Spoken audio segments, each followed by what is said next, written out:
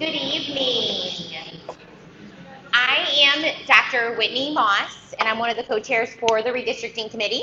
And I'm Kelly Roberts. I'm the other co-chair. Thank you so much for coming out in the rain, hail, or whatever other element you experience on your way out here tonight. We appreciate you being here. We are going to just do a very, very small presentation because I know that the majority of you want to give your feedback. We're going to talk about how we're going to do that this evening. But we just wanted to give a quick overview of everything that we've been doing thus far, and then we will then do the feedback part. So the purpose as to why we decided to look at redistricting was because at the elementary level, we have schools that are overcrowded. And then we also have some schools that have some room. That's what led us to looking at redistricting. Redistricting is also meant to balance out that space that we have. So the space in the buildings that are available, and then also the space that is overcrowded in other buildings. For the middle and high school, our goal was to kind of clean up this feeder pattern to make it more sensible as to where kids are going to school.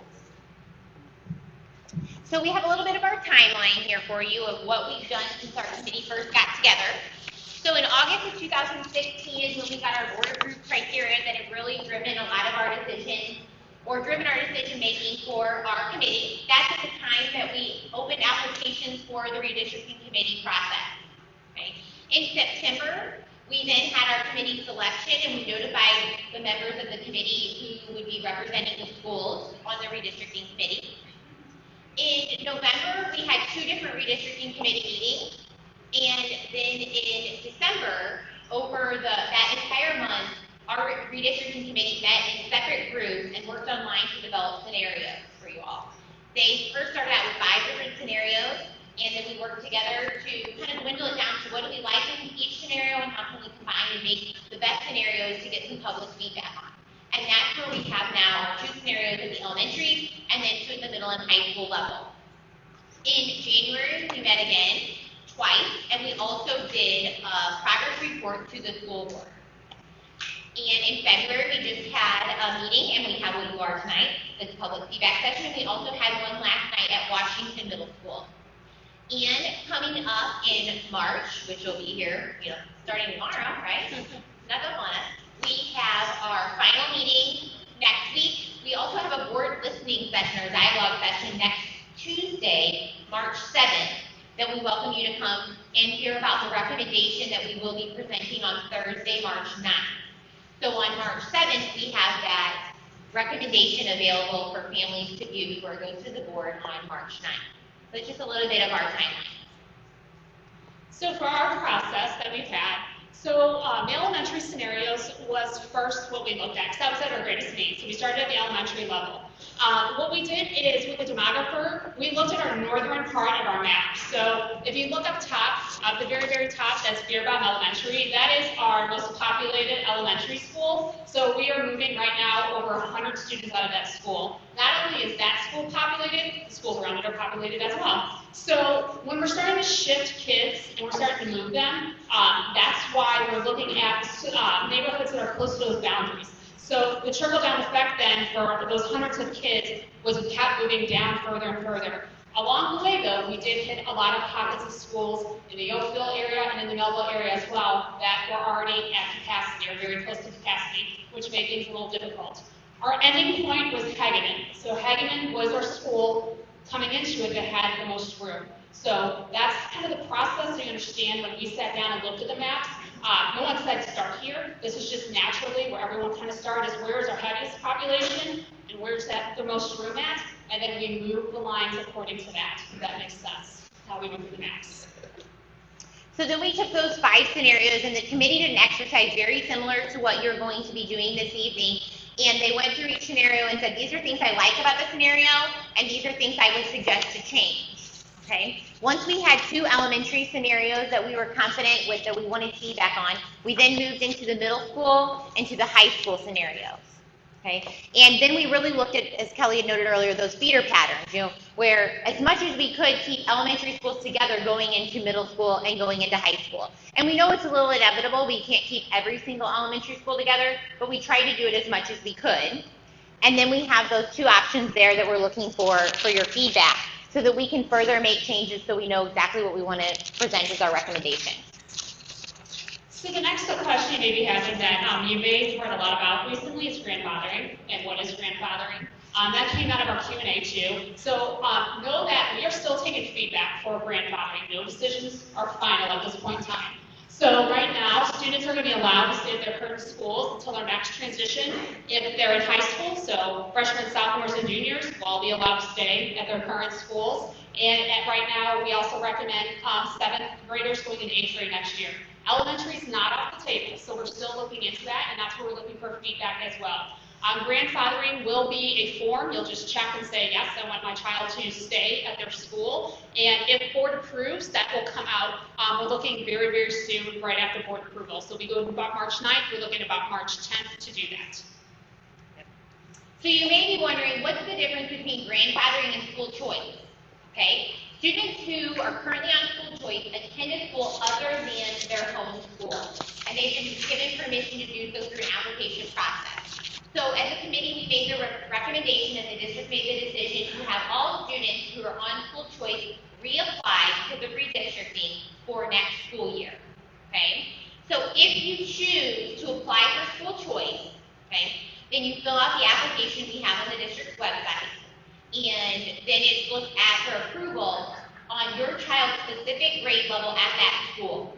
So if you're taking a look at the school capacity and you're seeing, well, they're about 10 below capacity or 20 below capacity, doesn't necessarily mean that they can take 10 or 20 school choice kids. It really depends on what grade level your student is in. So they may have space in 3rd grade, but may not have space in 4th grade. So the determination is made on that specific grade level that you're desiring. And then those are typically granted until the next transition of their going to middle or high school. And that's the same with that grandfathering piece for middle schoolers, they stay for 8th grade, and then they would make the transition to their new boundary high school. Okay. So our feedback has been extremely valuable and important. Thank you for everyone who's been providing that. We want you to know that our committee has been taking a very, very, very close look at every piece of feedback that comes in. So know that your voice does count. What you're going to put when we're talking tonight about does count. So know that we have been looking at the surveys, the Let's Talk, and the emails that we've been receiving. We started that process in our last committee meeting. I can tell you to stay late to go through and to see what people are suggesting if it will work or if it doesn't work. We will continue to take the feedback tonight. So know that we're going to talk about it just a little bit. All these posters, we're taking straight back to our committee. That's going to be meeting next week, and we're going through all of that information. We're also going to be taking feedback until tomorrow, March 1st, right? And so at the end of the day, that's going to close. So if you have not filled out that survey, please do. Know that we are looking at every single piece of that. So please take some time and fill that out. It's extremely important to us. Know that these are not final maps. So things may change and probably will change based on feedback that we're receiving. We've already been moving things around based on feedback that has been given, but nothing has been finalized. So please know that it is extremely important that you bring your thoughts and ideas to the table. So we are taking a very close look at everything. So our process for this evening, you will see all the different maps. We have 2 sets of identical maps on the walls.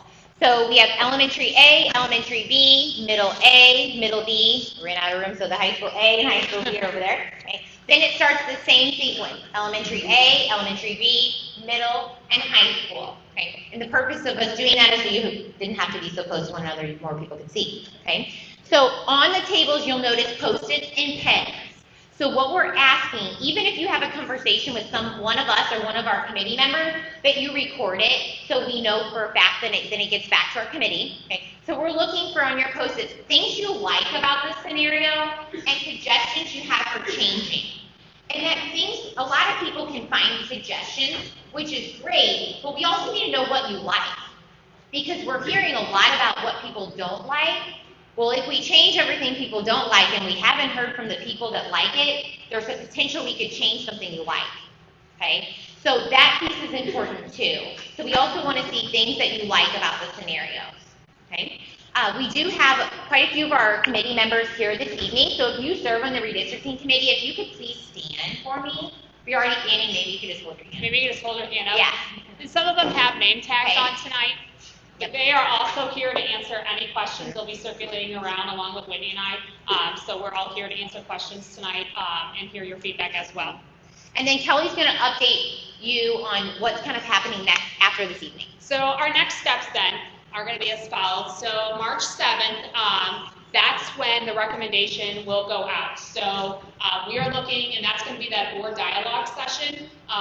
That is when we are going to present our final maps. So this is what we are going to make our recommendations to the Board of Education, our maps, plus the recommendations for our grandfathering. So if you're interested in seeing it prior to the board meeting, going to that session, it's at Washington Middle. I think that's 6:30, I believe. That would be a great time to come and see it because that will be what we're going to present to the Board of Education.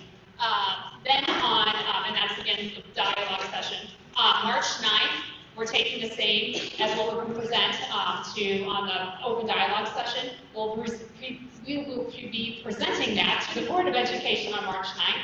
And if it's approved that evening, then on March 10th, you probably will be receiving emails that it's approved. Grandfathering stuff will be coming out, and then school choice will be opened up too as well. March 17th, notice the School of Innovation acceptance. So if you have applied for School of Innovation, that's when that's going to be coming out as well. And then March 17th, that's when the grandfathering applications are going to be due. So if you are choosing to keep your kid at the school and they're being grandfathered, we need those in by March 17th because we have to start aligning staff to where our kids are and getting our classes in order. So we do need to know that information. So that is what's going to be coming ahead all next week and a couple weeks to follow. And we also want to know that grandfathering piece to allow us to do our school choice decisions too. So that will be important that you complete, if you're choosing to say that you complete that form and get that in right away. Mm-hmm. So if you have questions for us, we will be here. We appreciate you recording your feedback on those post-its and putting those on those posters. Our committee members are here, and we look forward to your feedback. Yeah, thank you for coming tonight. Thank you.